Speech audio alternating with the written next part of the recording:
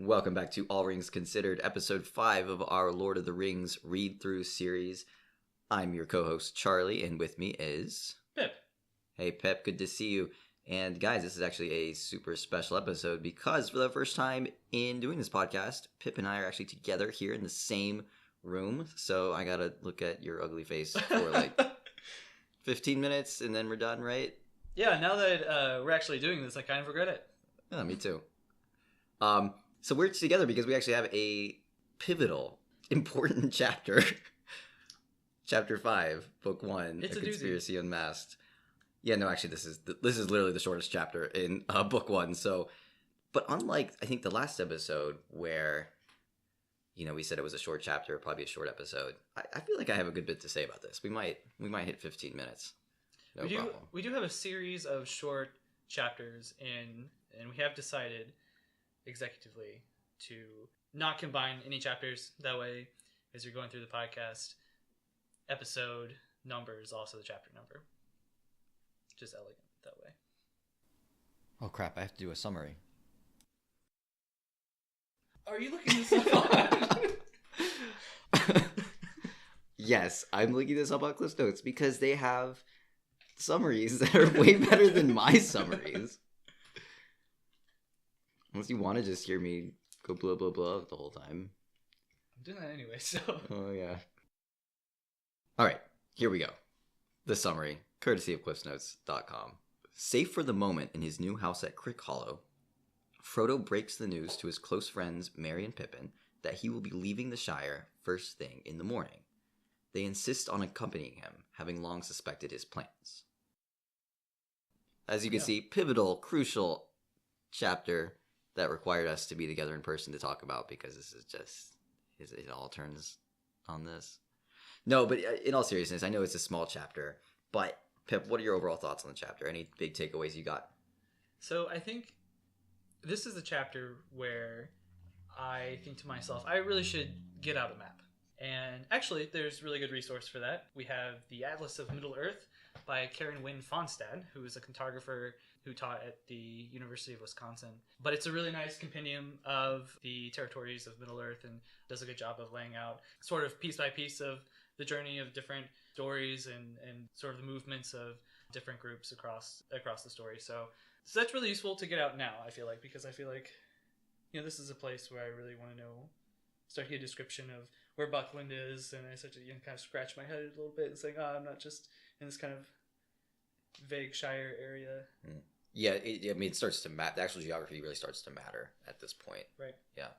So yeah, my takeaway for the chapter is, for me, this goes back to if the Lord of the Rings has a central thesis, what I would argue that it is that the book is primarily concerned with the idea that we live in a universe that is dying, and the book is trying to tackle the question, if that's the condition, one, how are we to respond to that, and two, why are we to respond that way?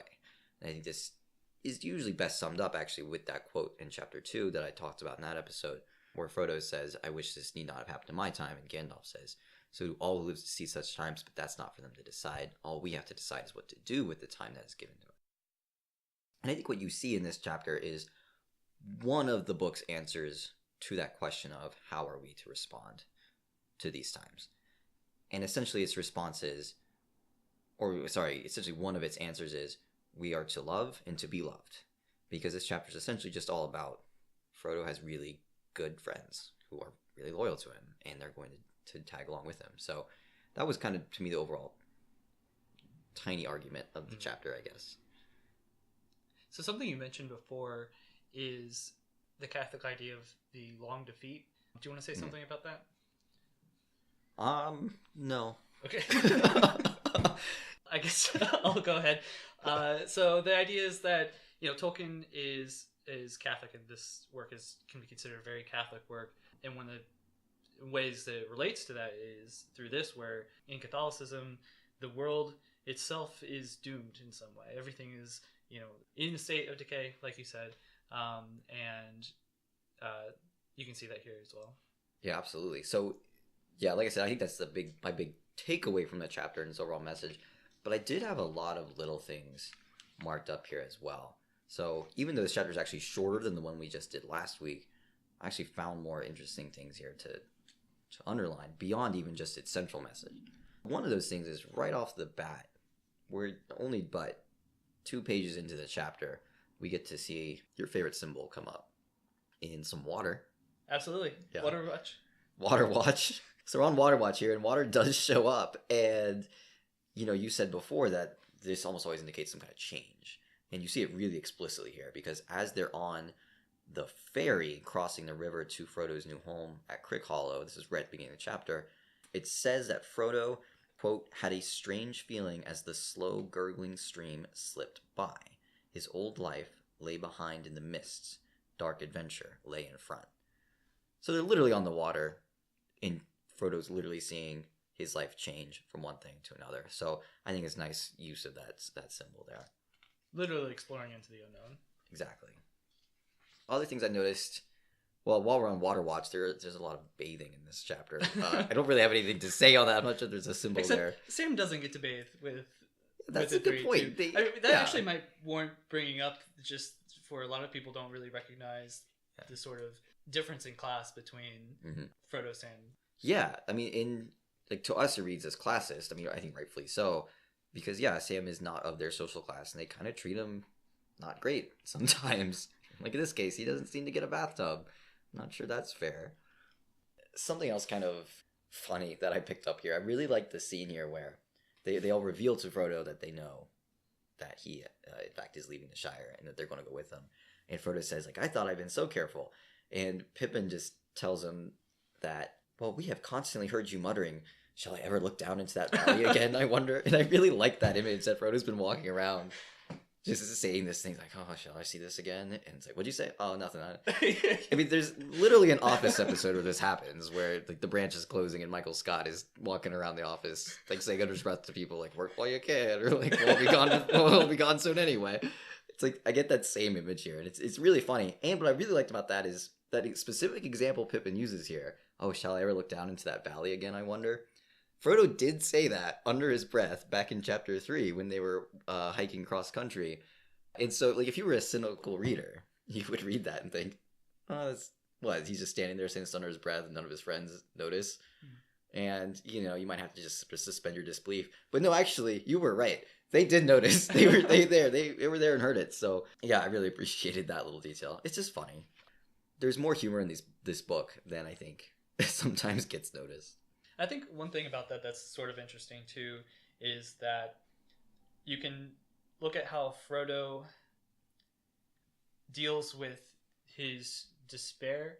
He starts to become focused on it to the point where he doesn't recognize that he's part of a community of friends, of close friends, where he's just so focused on his, burden and despair and, fear that he completely forgets that he's a part of this group of close friends that would notice these sorts of things. And I think that's something that can be common for a lot of people when we are in despair. The focus is so in on that feeling that it can be, you can easily forget that you're part of a group. Yeah, well, and you do. I mean, part of that's one of the symptoms of severe depression or despair. You become so inward thinking you literally cannot see reality as it is, right? It gets completely fogged up. My personal closing thought, as far as things I underlined here, is you do see, again, a play on how this story is going to be the antithesis to The Hobbit. And we've talked about this in previous episodes, how it plays with this narrative plays with the fact that it's in The Hobbit's shadow in a lot of ways. But you have here where Frodo tells to his friends, he says, I can't allow you to come with me, because he says, quote, you speak of danger, but you do not understand. This is no treasure hunt, no there and back journey. I am flying from deadly peril into deadly peril. And of course, there and back journey is referring to The Hobbit, which is subtitled There and Back Again.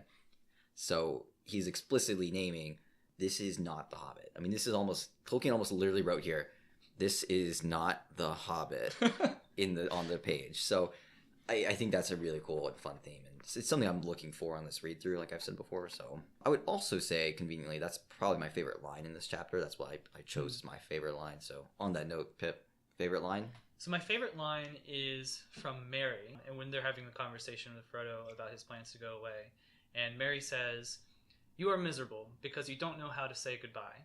You meant to leave the Shire, of course, but danger has come on you sooner than you expected, and now you're making up your mind to go at once, and you don't want to. We are very sorry for you." I feel like that's just such a very powerful... I feel like there's such a very powerful expression from Merry of empathy, of just actually feeling very sorry for Frodo and for this burden that he has. And just the idea of being miserable because you don't know how to say goodbye to good things. So... All right, well, that wraps up episode 5. Good to see you, Pip. I'm out of here. Good to see you too. Oh, bye. No, but so join us next week for chapter 6, The Old Forest. We will see you then.